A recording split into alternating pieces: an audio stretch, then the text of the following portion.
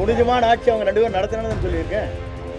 இல்லை நான் சொல்கிறது இருங்க நீங்கள் இருங்க இல்லைங்க நான் அது புனித ஆட்சியிலையும் நீங்கள் என்னகிட்ட கேள்வி கேட்டு மடக்கூடாது. நான் புனித ஆட்சியிலையும் சொன்னேன்னா நீங்களாக ஒரு கேள்வி கேட்டு ஜெயலலிதா அவர்கள் ஏன் குற்றவாளி அப்படின்னு அப்படி இருக்கும்போது அவரை எப்படி தமிழக வெற்றிக்கழகத்தில் இணைச்சிக்கிட்டீங்க? ஊழல் ஆட்சி அமையும் சொன்னீங்க. அதுதான் இல்லை ஒரே ஒரு காட்சி இருங்க நீங்கள் சொல்லிட்டீங்களே நீங்கள் குறுக்கேள்வி எனக்கு நல்லா தெரியும். இல்லை அரசியலே இருங்க நான் சொல்லுங்க கேட்டு முடியல. காட்டுங்க நானும் சேகர்பாபு இருங்க சபாநாயகர் பார்த்து கரெக்டுங்க. நானும் சேகர்பாபு பேசிட்டு ஒரு படம் வந்துருக்கேன். உங்களுடைய ரோல் என்னவா இருக்கும்? ஈவினிங் வந்து தலைவர் டிக்ளேர் பண்ணுவாரு. இந்த மாதிரி அட்வைசரியா என்ன? அதுதான் பாருங்க சாயங்காலம் மாலை அது வந்து அறிவிக்கப்படும். நீங்க ஜெயலலிதா அம்மையார் தலைமையும் பங்கேற்றிருந்தீங்க. அந்த ஆட்சி தூய்மையான ஆட்சி இல்லையா? இல்லை நான் இருங்க அம்மா இருக்கும் வரை தலைவர் இருக்கும் வரை தூய்மையான ஆட்சி நடைபெற்றது என்று சொல்ல நான் இல்லை என்று சொல்லவே இல்லையே. நீங்கள் அவங்களே அடுத்த சப்ஜெக்ட் போகிறீங்க. புனிதமான ஆட்சி அவங்க 2 பேரும் நடத்தினான்னு சொல்லியிருக்கேன். இல்லை நான் சொல்கிறது இருங்க நீங்கள் இருங்க நான் சொல்கிறது கேட்டுக்கணும். நீங்கள் வந்து தயவு செஞ்சு ஒவ்வொருத்தரை கேளுங்க, தனித்தனி கேளுங்க. நான் டைம் கொடுக்குறேன், ஒன்றும் பிரச்சனை இல்லை. அம்மா தலைவருடைய ஆட்சி இதுதான் நாங்கள் வந்தோம். அவங்க ஆட்சிக்கு பிறகு தான் நாங்கள் ஆட்சியிலே வந்தோங்கிறது எனக்கு தெரியாதில்ல. அவர் அப்படி ஆட்சி நடத்தினால 5 முறை அவங்க ஜெயித்தாங்க, தலைவர் 3 முறை ஜெயித்தாங்க. அது புனித ஆட்சியிலையும் நீங்கள் என்னகிட்ட கேள்வி கேட்டு மடக்கூடாது. நான் புனித ஆட்சியிலையும் சொன்னேன்னா நீங்களாக ஒரு கேள்வி கேட்டு அதை பதிலாக பெற்று அதற்கு பிறகு பத்திரிகைகளை திரித்து போட்டி அது என்னையெல்லாம் டேமேஜ் பண்ணணும்னு நினைக்கிறேன். நான் கேட்டுக்கிறேன்.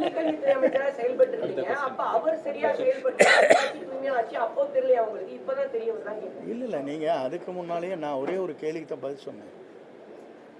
தூய்மையான ஆட்சி இருக்கிறதா இல்லையா என்பதற்கு கவர்னரிடத்திலே மனு கொடுத்தவர் யார்? நான் கொடுக்கல. யார் கொடுத்தா? எதிர்க்கட்சி கொடுத்தாங்க இல்லையா? அப்புறம் எதை கேட்குறீங்க? நீதிமன்றம் சொல்லியிருக்கு அம்மையார் ஜெயலலிதா அவர்கள் ஏன் குற்றவாளி அப்படின்னு. அப்படி இருக்கும்போது அவரை எப்படி தமிழக வெற்றிக்கழகத்தில் இணைச்சிக்கிட்டீங்க? ஊழல் ஆட்சி அமையும் சொன்னீங்க. அது சார் உங்களுக்கு இல்லை ஒரே ஒரு காட்சி இருங்க நீங்கள் சொல்லிட்டீங்களே. நீங்கள் குறுக்கேள்வி கேட்கணும் எனக்கு நல்லா தெரியும். நான் சொல்லிடுறேன் உங்களுக்கு பதில். தயவு செஞ்சு உங்களுக்கு சொல்லிடுறேன். எப்படின்னா அம்மா மீது குற்றப்பட்டிருக்கிற குற்றச்சாட்டு வேறு, அவர் தூய்மையானவர் என்பது வழக்கு மன்றத்திலே நீங்கள் சொல்வது வேறு, அவர் நடந்து கொண்ட முறைகள் வேறு. ஒரு வழக்கை ஜோடிக்கிற போது எப்படி வேண்டுமானாலும் ஜோடிக்கலாம். உங்கள் வேலை ஜோடிக்கணும்னு நினச்சேன்னா ஒரு அரசாங்கம் நினச்சா என்ன வேணால் பண்ணிடலாம். பண்ண முடியாதா? இல்லை அரசியலே இருங்க நான் சொல்லிடுறேன். நான் சொல்கிறது கேட்டு முடியுங்களேண்ணா. ஒரு செட்டை இது பண்ணுறது யார் பேரில் வேணாலும் ஒரு எஸ்டிமேட் போடுறீங்க.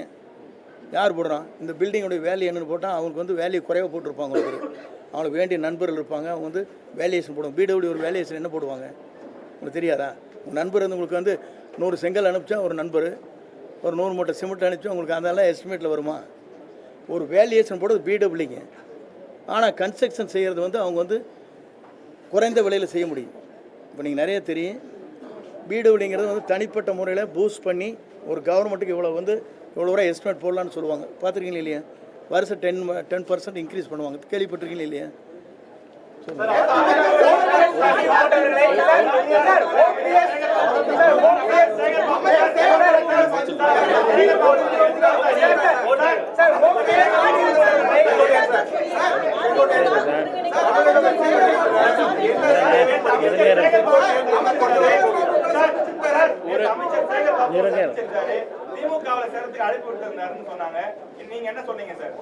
திராவிட முன்னேற்ற கழகத்தோ தேசிய கட்சிகளோ மாற்றுக் கட்சிகளோ என்னை யாரும் சந்திக்கவில்லை, சந்தித்து பேசவில்லை.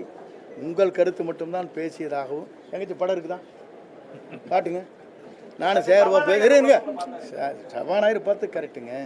நானும் சேகர்பாபு பேசியிருக்கேன் ஒரு படம் வந்திருக்கேன். காட்டுங்க, கண்ணு காட்டுங்க. இல்லை நான் காட்டுங்க, நான் சொல்லிடுறேன் பதில். நான் யாரையுமே திராவிட முன்னேற்ற கழகமோ மாற்றுக் கட்சியோ பிஜேபியோ யாருமே என்னை அணுகவில்லை. அணுகிறியாக இருந்தால் இல்லை இருங்க சும்மா நீங்கள் ஏதோ சொல்லிட்டு இருக்கக்கூடாது. நீங்கள் பாட்டுக்கு ஒரு கற்பனை உலகத்துலேருந்து பேசக்கூடாது. ஆகாயத்தில் வந்து இருங்க நான் சொல்கிறத கேளுங்க, தயவு செஞ்சு கேளுங்க. பார்த்த மாதிரி ஒரு படம் காட்டினு நான் பதில் சொல்கிறேன்.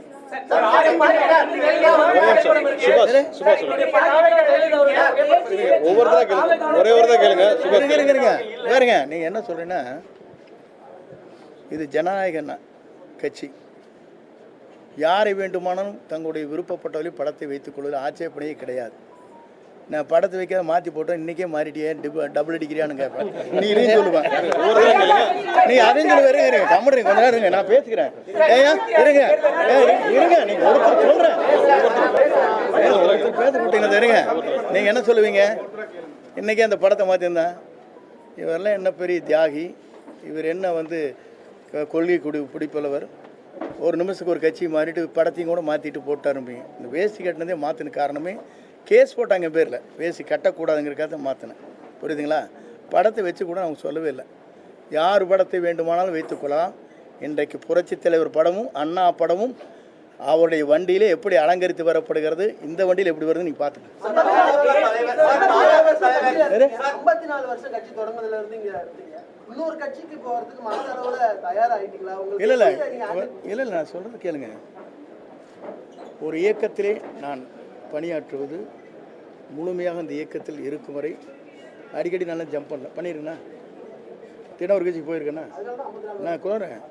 இன்றைக்கி வந்ததுக்கு காரணமே ஒரு புதியமான ஒரு மாற்றத்தை உருவாக்குவதற்கு ஒரு பயணத்தை மேற்கொண்டிருக்கிறார்கள். மக்கள் வரவேற்பு, மாபெரும் வரவேற்பு. நீங்கள் பார்க்குறீங்க, உங்கள் டிவிக்காரில் என்ன சொல்கிறாங்க சேனலில், எங்களுக்கு என்ன வந்துருக்குன்னு சொல்கிறாங்க, 1 கோடி பேர் பார்க்குறாங்க எங்கள் சேனலை. நாங்கள் அதனால தான் 10 சேனல் போட்டு இறங்குற இடத்துலையும் எடுக்கிறோம், நிற்கிற இடத்துலையும் எடுக்கிறோம், அங்கேயும் எடுக்க. நீங்கள் தானே சொல்கிறீங்க. எனக்கு சொன்ன ஒரு ஓனர் சொல்லியிருக்காரு, 4 ஓனர் கற்றுக்குறீங்களா இல்லையா? நாங்கள் அதுக்கு தான் முடிக்க உங்களுக்கு படம் எடுத்துகிட்டு இருக்காரு அவரை அப்படிங்கிறாங்க. 10 சேனல் போடுறாங்கிறாங்க. யாராச்சும் போடுறாங்களா? இறங்குற இடத்துல எடுக்கிறீங்க, ஹெலிகாப்டர்ல எடுக்கிறீங்க, ஓடுற போட்டும் எடுக்கிறீங்க, அங்கேயே நிற்கிற போது எடுக்கிறீங்க, சுற்றி எதுக்காக எடுக்கிறீங்க? அப்போ வந்து மக்கள் வந்து வரவேற்கிறாங்க நோக்கம் தானே அது. இல்லை வெளிப்படைத்தன்மை இல்லை, வேற இருங்க வெளிப்படைத்தன்மை இல்லைன்னு சொன்னால் டெல்லியில் எடுத்துக்க வேண்டியதானே? டெல்லியில் வெளிப்படைத்தன்மையோட தானே வந்தது காருக்குள்ள, அதெல்லாம் எடுத்து காட்ட வேண்டியதானே?